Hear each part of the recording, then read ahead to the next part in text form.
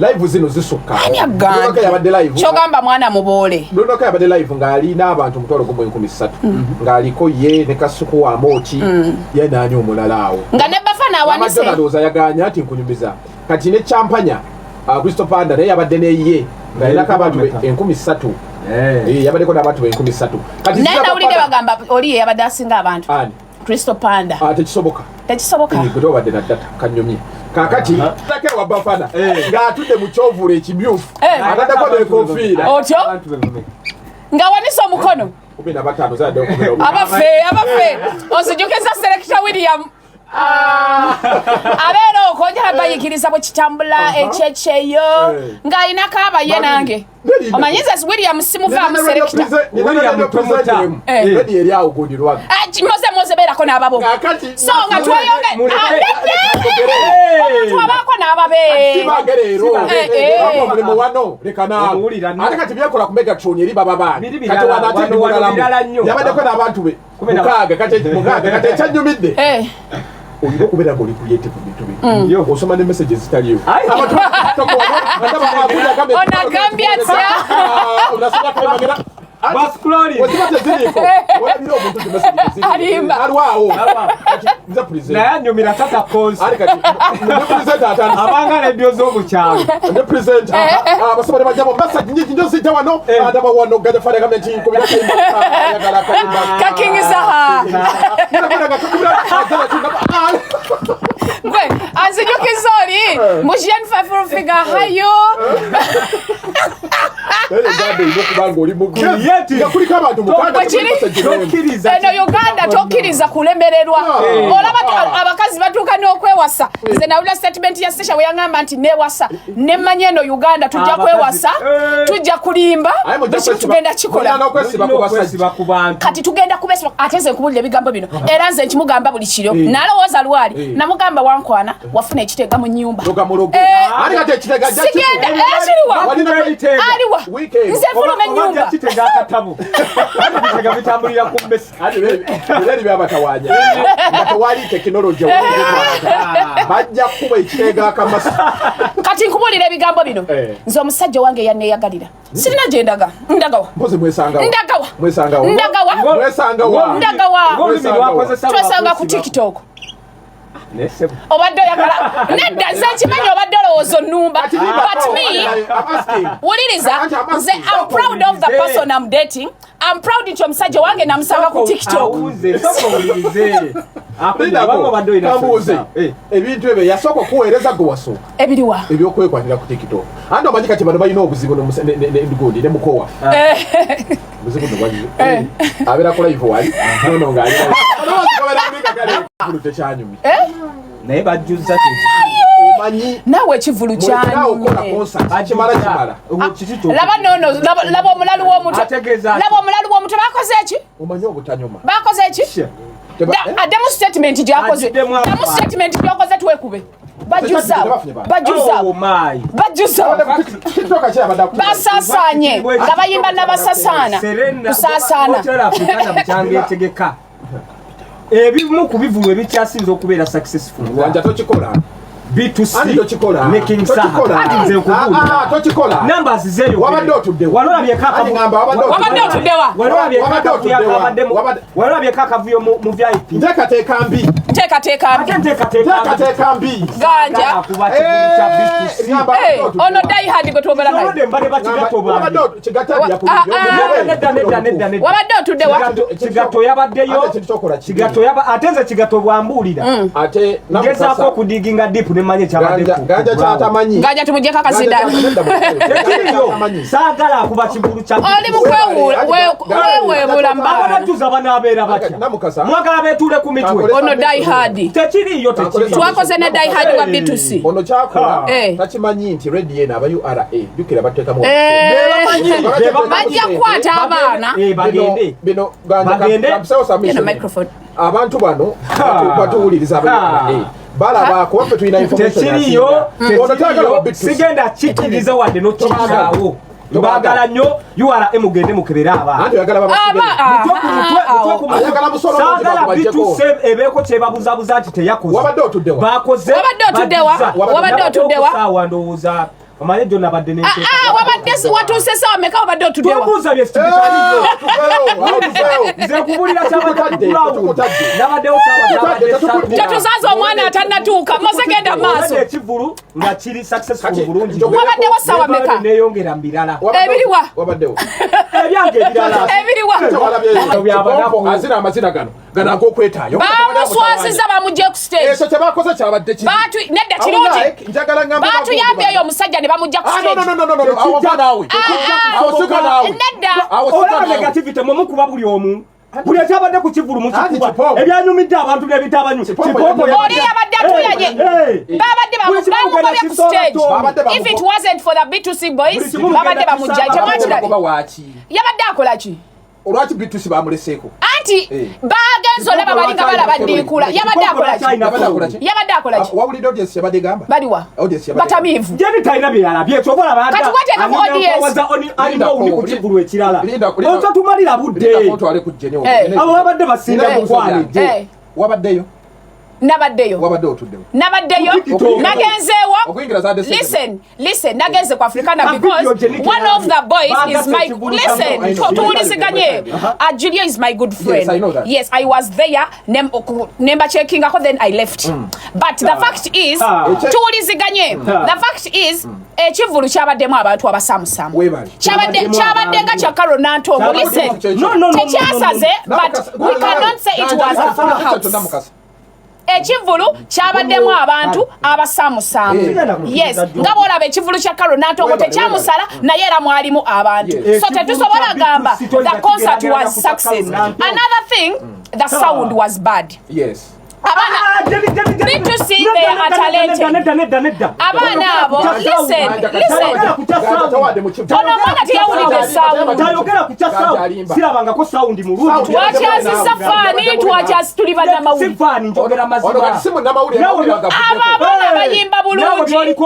Abaana bayimba bulungi. But the sound was bad. The sound was bad. Munoonya kyemukuba naye amazima ga Katonda muggulu. Sound wa B2C. Yomu ku sound producer.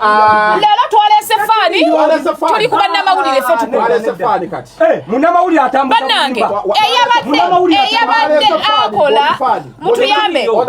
Tuwuliziganye. Sound yabadde wansi, sound yabadde nungi. But bano abaana bali talented. Bobby Lash, Julio, bonna bayimba bulungi. Bonna bayimbi balungi. But the problem, the sound was bad. Yes. The sound was bad. Musose ne mukuba audience nti teyabaddewo. It wasn't a full house. Ekivulu kyabaddemu abantu.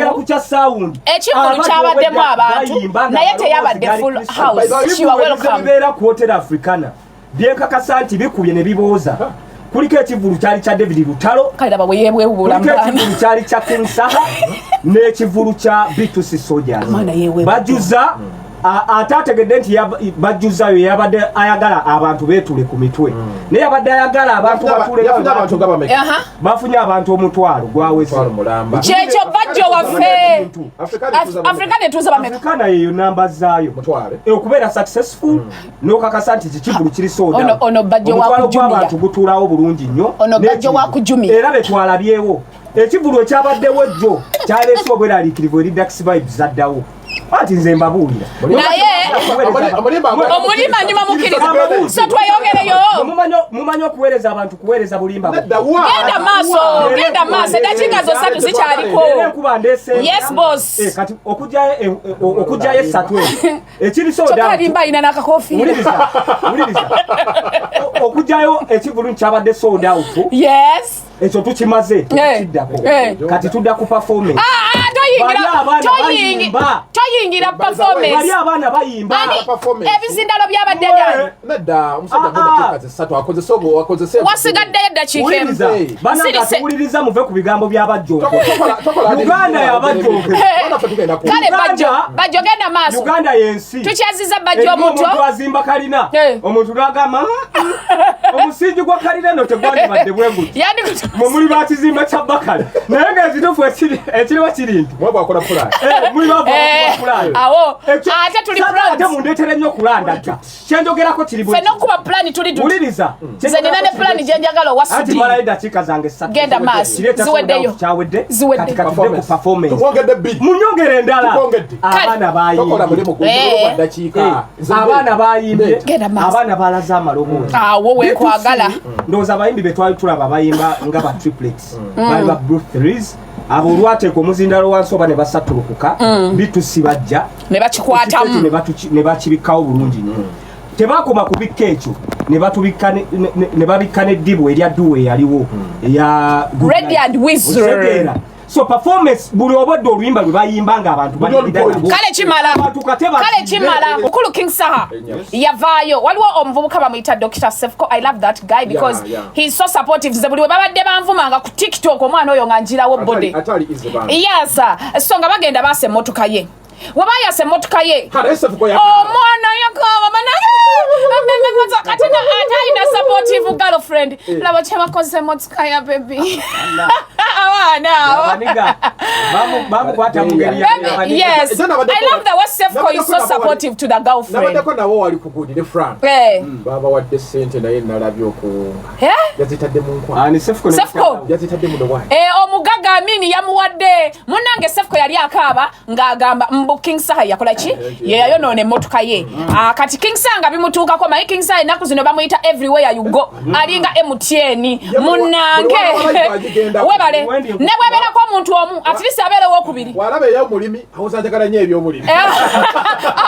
Agamba wennyini we tutuuse. Munnaye King Saha ng'asooka awandiikira omwana ekipapula gundi kamiliyoni kye yampa. Kyabadde kya AI. Nedda kyabadde kya ddala. King Saha nga yeegeziwaza ng'asuuwinga mwana. Okyogedde bulungi. Nga kwegeziwaza King Saha talina moral authority eweza muntu kipapula. Ajja tuwulira repetition Sefko gye yayonoonya atumanyi. Ate n'ageza awandiika ekipapula. Ne lawyer yamwadde amagezi nange. Aye ne lawyer tujja musuuwinga. Nga bagenda beegeziwaza. Webale, thank you very much. You are welcome. Nga bagamba nti omwana Sefko smile defamation ayina osasula miliyoni 2 ng'agenda zijja omusajja watuzage n'omusasula. Ani gwe defamation yaliwa. Ye defamation kalebule mu King Saha. Anti Sefko yakabanga agamba. King Saha oyonoonye emmotoka yange. Naye ffe tugamba. Repetition ki King Saha gy'agamba nti gye bayonoonye. Tugamba gondi Saha yasooka n'akola ki? Nagira omwana oyo namukangakanga nono okumukuba kajjanja singa we nagamba omanyina leke nakusalakaawo yes kitegeeza King Saha ne bw'aba teyakubye si eyayonoonye atuula mu lugero lw'akamwa kabi kasasiro ganga okola weka ffe twakufunidde looya kale waliwo n'abalala ganja ne Mose babadde bagana bamanyi so twagala kufunira looya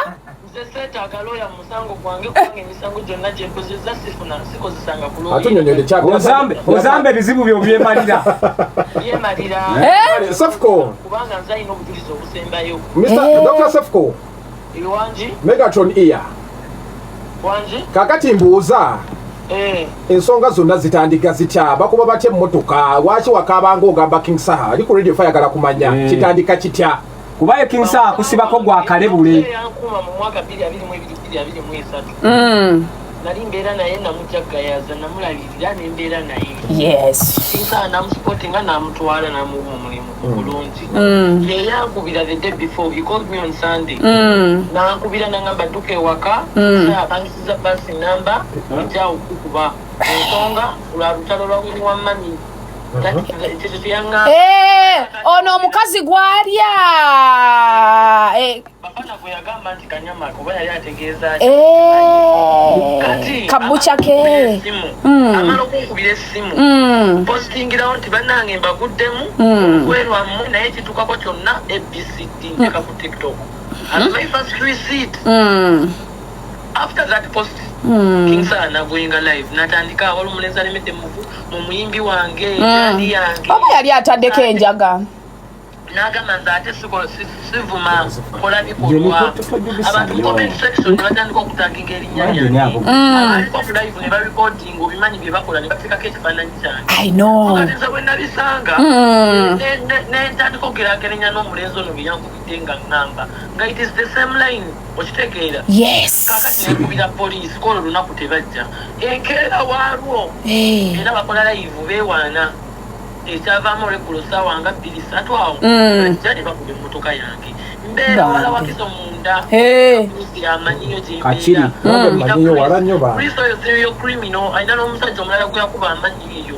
nga gye babeera bakingisa saabeera n'abazzi ba misango sorry mukikajjo I beg your pardon mukikajjo alina omuvubuka gwe yakuba n'amukutula oluba reference nayo nkiina okitegeera okujuliza obukakasa n'obusinga wawo bwesobola kuta nti kingsaya yakola ekintu ekyo gozalwakisesiba ku balala ati babeera buli kaseera bakola olumbeera kuseera babakulaiokakasa nti kingsaya yali amanyisa emmotoka kyange era yasindika omuntu immediately nga bakakuba emmotoka baali bulive n'atandika gamba mbuno nayasiza emmotoka japaani nga ze komenti zokka zaalaba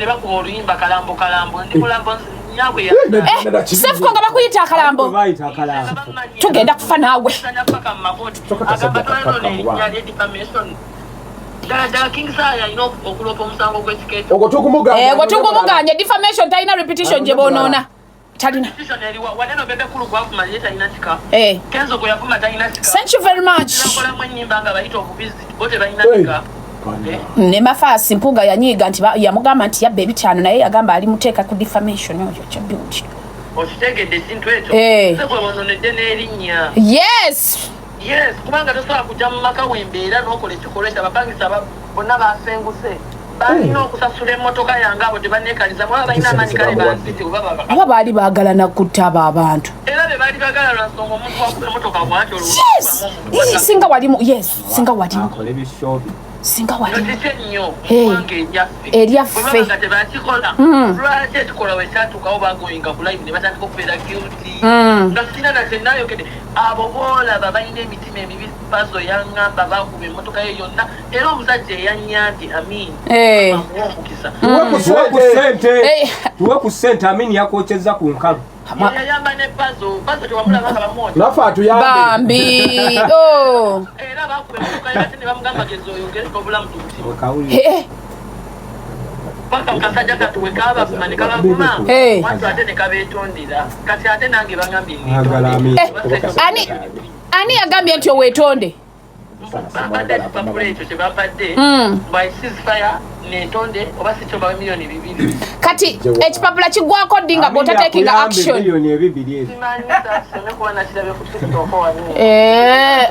anti nze jjukira bampanya ebyo ebipapula olina omumanya deadline bakuwa kimu tosukka naawe bamuwa kimu kati kankubule talina kyasobola kukola sefuko nga ndi mulamu agenda mukola kisa saamanyi ifo gwe mulina teyetambala mwana mulwana kukozesa nkyukakyuka tetuli ku nkyukakyuka tuli ku sefuko ne saha namanyi otujagawa kasasa talina kasa yagagawankadde lwankwakyobebe tasobola nakuntambala kuba manyi ndi mulamu muyingi bwoba oyagala obuzibu yingira agenda kukola ki nkolerayo live ekiro kyali twogera ku kingisango omuyimbi tetuli ku nkyukakyuka aliwa oli ebintu byakola ebyesitaza n'ebantu kati akwata atya amaanyi galina gonna agamalira kaana akato Grace Kani bukyanga lubanga lwa Mindi yafunye manager yafunye Thaddeus Katumba eyali amanaginga mama na nyonja amakulu temuziwa makulu nemugera muleeta ebiwulire Thaddeus Katumba ono yatandika ddi okuyimba kadongo kamu Grace Kani omuyimu gundi wa kadongo kamu Sheri Matovi yali akola kadongo kamu ate yali ayimba ki yali ayimba nyimba za kadongo kamu gwe kadongo kamu gwotamanyi Abdul Mulasi yali ayimba ki tomanyi nti waliwo kadongo kamu ow'omudigido Thaddeus Katumba agenda managinga ati omuyimbi nga naye kennyini omuyimbi gwe yalina yamulemerera maama na nnyunja nga ne bw'aba alanga ebivulu by'abantu abalala maama na nnyunja tamunyigirayo kafu reason being teyalina music kati gwono gw'anaasobola Grace Scan nze sirabawo kakodyo era agenda kudde jukira ate Thaddeus Katumba ebivulu agenda mufunira bya kadongo kamu kutamiruka yakwete batunda mwenge ate Grace Scan yayiga mwenge yayiga bika oba mukomboti era kati agenda kubereyo nganya bunyi jukira Thaddeus Katumba alanga kasokoso ate ino mwenge gwakasa gwa 10 namulaba kone mukalango kaguli ogw'ekinyonyi onywa kimu newe mumututte kutamiruka olwedde mutamivu nedda ati yatugambye Thaddeus no yatugambye n'otugamba tayagala kumanya gyenvudde wa Grace yatugambye tayagala namanya gyenvudde wa muyimbi musimanyi omuyimbi yatamiranga omuyimbi yagwa kukuba obiki tayagala bimanya teryamuganye naye maama segamwe noli wa segamwenge